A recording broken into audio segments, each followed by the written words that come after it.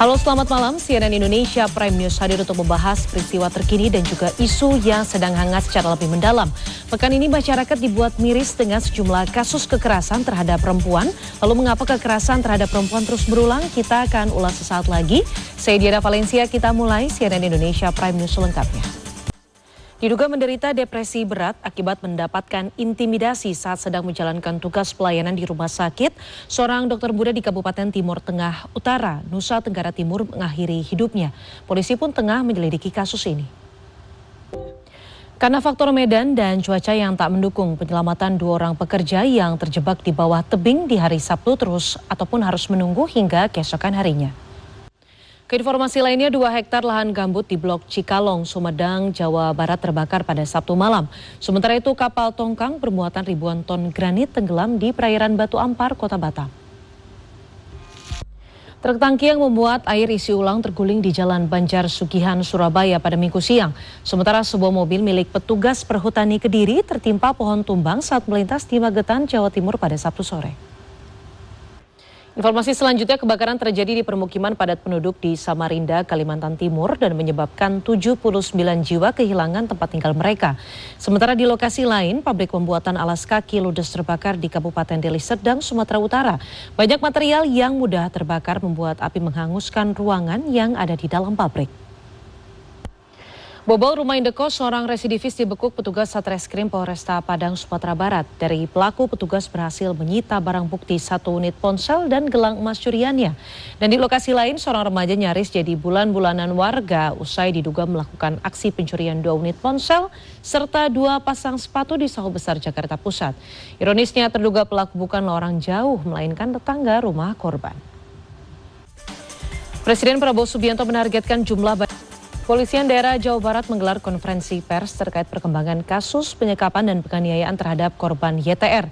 Polisi akan menerapkan pasal berlapis kepada tersangka Taufik Hidayat dengan ancaman hukuman hingga belasan tahun penjara. Seorang kedi golf di Tangerang, Banten jadi korban penganiayaan oleh kekasihnya sendiri. Aksi kekerasan tersebut dipicu rasa cemburu korban terhadap pelaku. Pekan ini masyarakat dibuat miris dengan sejumlah kasus kekerasan terhadap perempuan. Ada kasus penyekapan dan penganiayaan Yovita di Bandung hingga kasus kekerasan yang melibatkan kedi golf di Kota Tangerang.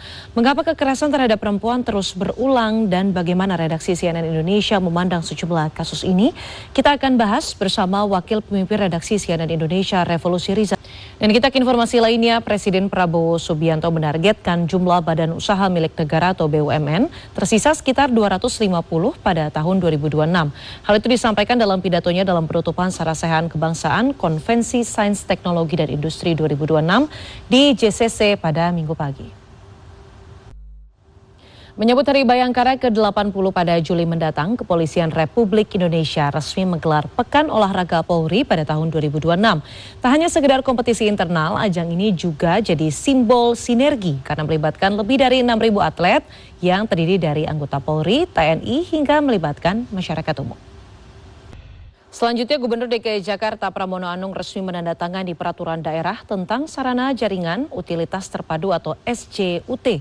Perda ini diharapkan dapat mempercepat proses pemindahan kabel udara ke bawah tanah demi estetika dan juga keamanan kota. Hampir 89% jemaah haji dan juga petugas debarkasi Surabaya telah kembali ke tanah air. Hingga hari ke-28 operasional pemulangan, sebanyak 103 kelompok terbang atau kloter sudah tiba di Asrama Haji Surabaya. Sementara itu, ribuan warga memadati lokasi festival balon. Menteri Pertanian Amran Sulaiman mengikuti Sarasehan Kebangsaan yang dihadiri lebih dari 2.600 peserta, terdiri atas aktor, direktur perguruan tinggi, vokasi, dosen, ilmuwan, serta peneliti dari berbagai lembaga pada Sabtu. Merayakan ulang tahun bisa dengan berbagai cara, seperti komunitas Tintin Indonesia yang merayakan hari ulang tahunnya yang ke-23 dengan menghibur para lansia di Sasana Tresna Werda Pembangunan Cibubur, Jakarta Timur. Komunitas ini dibangun karena kecintaan pada Tintin, tokoh komik Belgia yang berprofesi sebagai wartawan. Informasi lainnya, animo warga mengunjungi kebun binatang Surabaya, Jawa Timur terpantau meningkat di akhir pekan pertama musim libur sekolah. Di akhir pekan ini, kebun binatang Surabaya diperkirakan menerima 10 hingga 18.000 orang pengunjung perharinya. Wahana feeding time kapibara jadi salah satu hal yang paling diminati pengunjung. Momen libur sekolah dimanfaatkan wisatawan untuk menjajal serunya destinasi baru berjalan di atas jembatan kaca di kawasan Seruni Point, Gunung Bromo. Nah, kalau Anda mau wisata sambil edukasi, juga bisa ke objek wisata prasejarah Leang Paning atau Gua Kelelawar di Kabupaten Maros, Sulawesi Selatan. Ribuan warga memadati lokasi festival balon udara yang digelar di kampus Universitas Muhammadiyah Purwokerto, Jawa Tengah pada Minggu pagi. Beragam motif dan warna-warni balon udara dihadirkan dalam festival kali ini. Festival opor bebek digelar oleh pemerintah desa di Klaten, Jawa Tengah. Sekitar 600 porsi opor bebek disuguhkan untuk mengenalkan kuliner setempat kepada masyarakat ramai. Sementara itu tradisi perang tomat digelar warga kampung Cikarumbi, Kabupaten Bandung Barat, Jawa Barat. Perang tomat ini dianggap sebagai tradisi tolak bala. Dari informasi terkini lainnya akan kami hadirkan sesaat lagi, tetaplah bersama CNN Indonesia Prime News. Seorang seniman asal Bolivia membuat patung raksasa bintang timnas Argentina Lionel Messi. Patung raksasa Messi ini pun menarik perhatian warga di kawasan pinggiran pusat pemerintahan Bolivia, La Paz. Gelombang panas ekstrim yang melanda Eropa berdampak pada aktivitas masyarakat. Di Paris, Prancis, pemerintah setempat membuka ruang-ruang berpendingin bagi warga. Sementara itu di Berlin, Jerman, aparat kepolisian mengerahkan kendaraan water cannon untuk membantu warga mendinginkan diri. Status Gunung Etna kembali naik dari hijau menjadi kuning atau waspada. Hal ini dilakukan setelah adanya peningkatan getaran serta munculnya lelehan lava yang mengalir di sisi timur gunung. Sementara itu di Jepang, sebuah sinkhole muncul dan menelan bangunan garasi rumah warga. Meski tak ada korban, polisi meminta warga untuk menjauh dari lokasi tersebut. Industri hasil tembakau tengah diliputi kegelisahan menyusul penyusunan aturan turunan dari Peraturan Pemerintah Nomor 28 Tahun 2024 tentang kesehatan. Rancangan aturan ini memuat pengaturan batas kadar nikotin dan tar hingga standarisasi kemasan rokok.